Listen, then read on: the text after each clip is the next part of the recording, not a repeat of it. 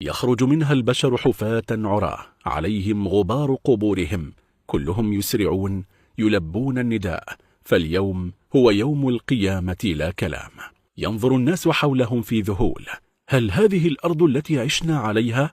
الجبال دكت والأنهار جفت، البحار اشتعلت، الأرض غير الأرض والسماء غير السماء، لا مفر من تلبية النداء، وقعت الواقعة. الكل يصمت، الكل مشغول بنفسه، لا يفكر إلا في مصيبته. الآن اكتمل العدد من الإنس والجن والشياطين والوحوش، الكل واقفون في أرض واحدة، وفجأة تتعلق العيون بالسماء التي تنشق في صوت رهيب يزيد الرعب رعبا والفزع فزعا.